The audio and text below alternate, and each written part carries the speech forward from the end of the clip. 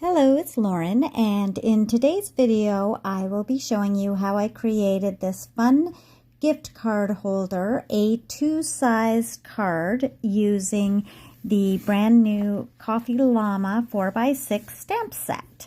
So that was the example of the card that we'll be making and the stamp set. So first what I did was stamped the cute llama in the center of an A2 size panel, cardstock panel. It's Neenah Solar White 80-pound cardstock, super smooth.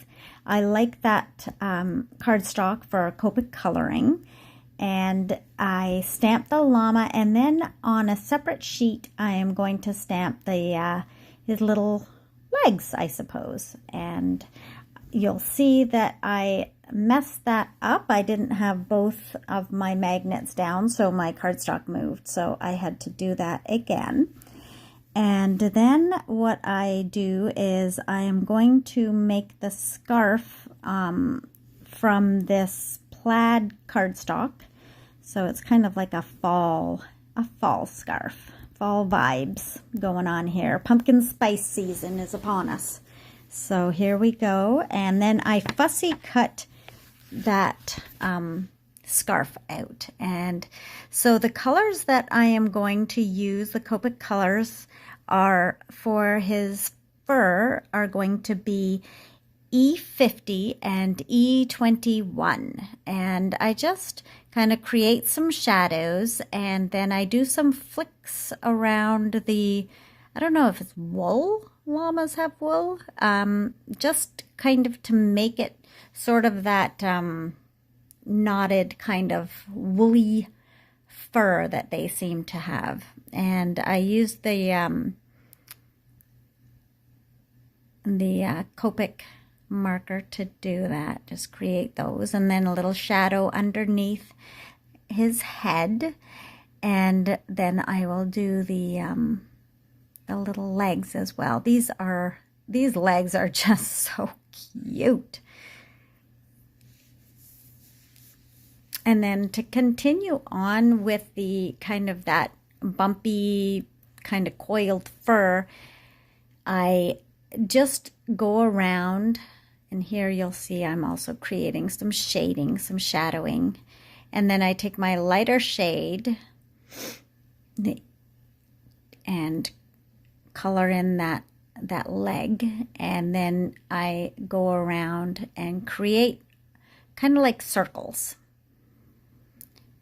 And I leave the edges white, and then I just go in, and you'll see I'm creating little circles, and they don't have to be real perfect.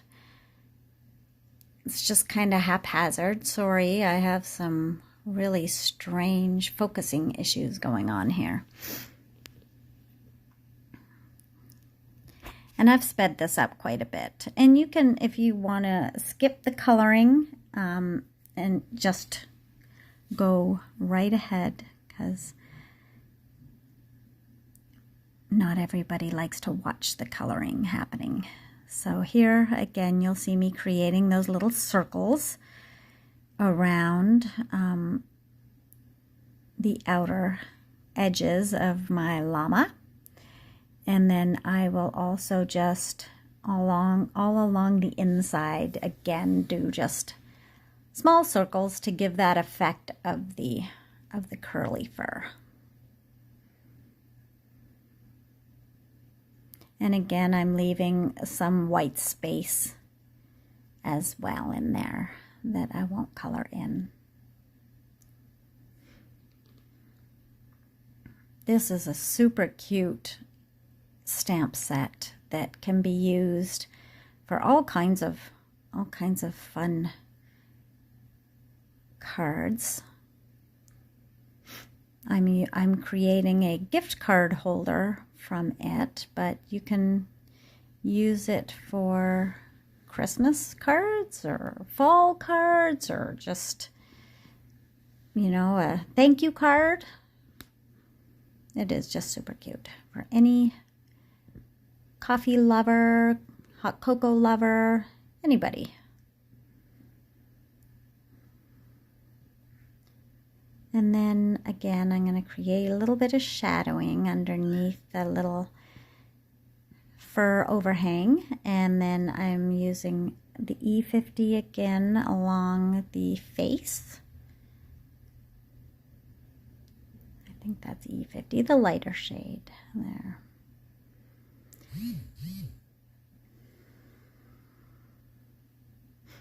And then a little bit the darker one on the nose.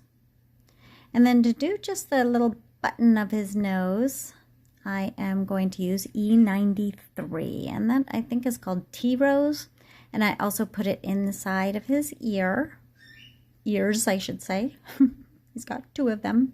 And then for the hoofs, I do E33 and the E21. And then I will die cut the legs out and fussy cut that scarf like I was saying.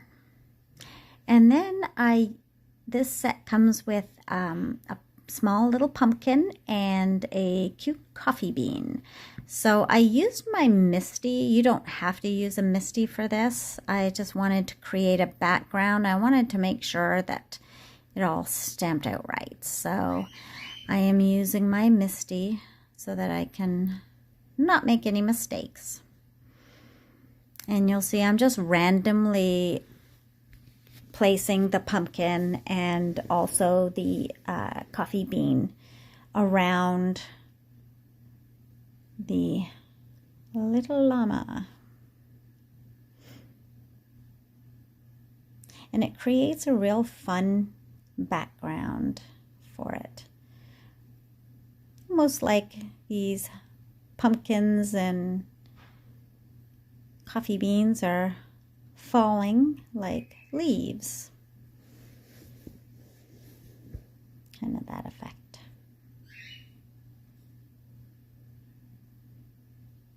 They're so cute, those little pumpkins. I love them.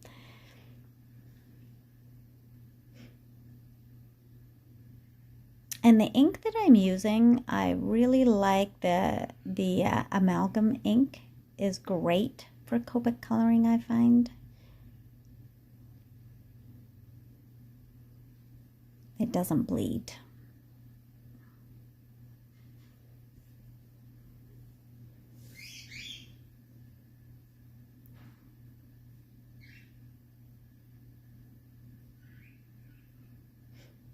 And then when I'm all finished, I will be coloring these pumpkins and espresso beans or coffee beans up. And this is just a really fun background for this time of year if you're going to give like a coffee gift card, because again, you know, it being the fall, everybody, well, not everybody, but pumpkin spice season, lots of people love them.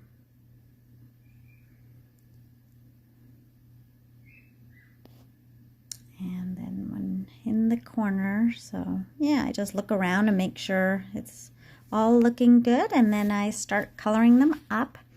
Now for the espresso beans, I used, oh yeah, E11 and E25 and then E29 for the espresso beans. And I did the light color right in the center. And I am just really coloring quickly, not giving a lot of detail there. And you'll see I kind of goofed up and got ink on that top left-hand side by that coffee bean, but I'm not too concerned about it because that's where I'll be placing my sentiment. So it'll get covered anyway. And then I'll put the next color, which is just a little bit darker, and that's going to go around the perimeter, around the rest of the coffee bean, and leave that kind of center portion light.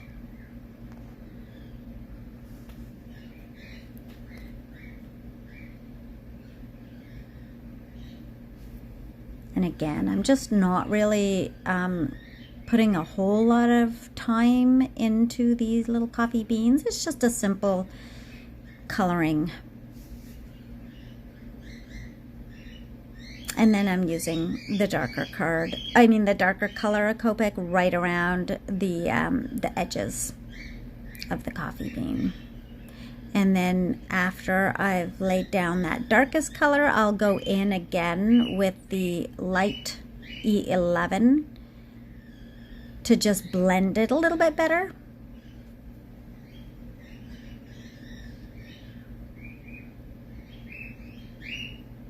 And sorry, I've got some cockatiels in my house that are really talkative today. They're singing up a storm.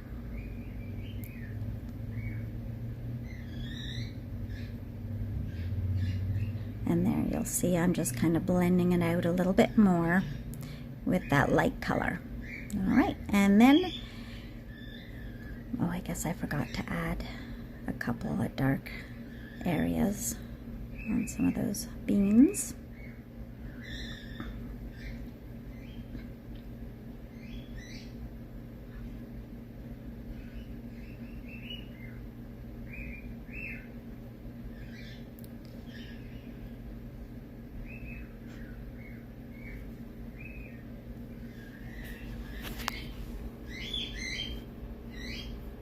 And then once the coffee beans are finished, I color up those tiny pumpkins. And for the pumpkins, the colors that I used a Y00, real light yellow and at first. And I also used a YR07, a Y17, and a Y35.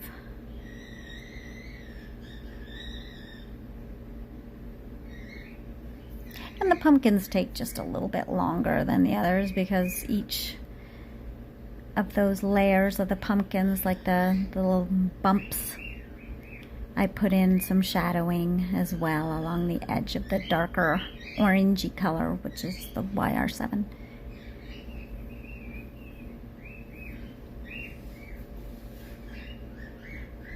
And it's fun to use the included stamps to create your own background. You could even, you know, create a background and die cut, you know, create a full background and then die cut your little llama out and adhere that onto the full background. But I wanted to do it this way. One layer for the background and then have my my gift card popped up. So here I'm putting in the orangey color, the YR7.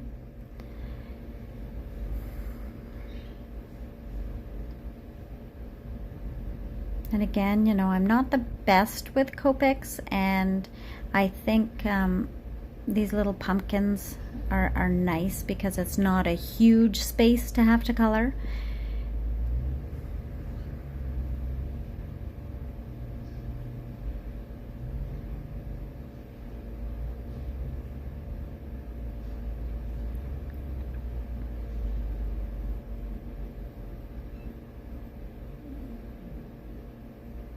Yeah, so how I colored the pumpkins is I did, you know, instead of doing one pumpkin and then the other and then the other completely, I did all the pumpkins in one color and then went around, of course, like I did with the coffee beans as well.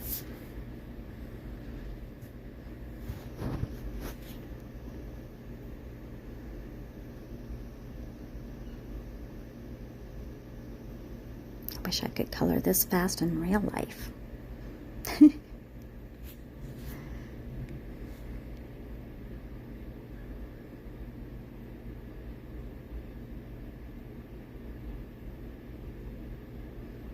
I don't know about wherever you live, but it is not really cool down here. I live in Texas and we are still in the highs of 90s. So it's not really feeling fall-like here, but I am anxious for that cool weather to begin. They say next week we should get some cooler temperatures because, man, I am not loving this heat anymore. I want it to end and feel like some fall is here. So hopefully next week we'll get some. I know everywhere has had a crazy hot summer.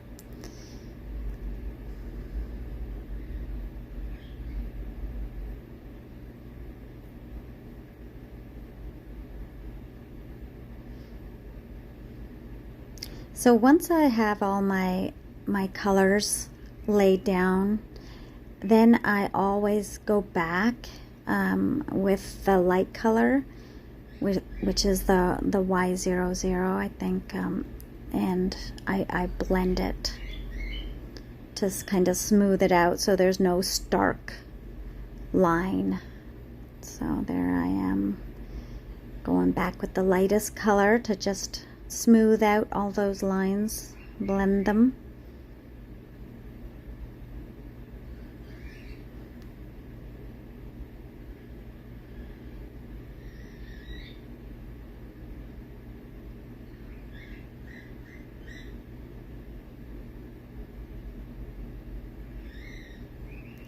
And then once I have my pumpkins all finished, I will go and do the stem. And the stem I'm just doing in the one shade of green, which is a, what color did I, BG 96. And then I will prepare a black piece of cardstock. I got all kinds of powder on there, but that powder tool is fabulous on black cardstock if you're using white, and I am using white embossing powder, and it just doesn't stick.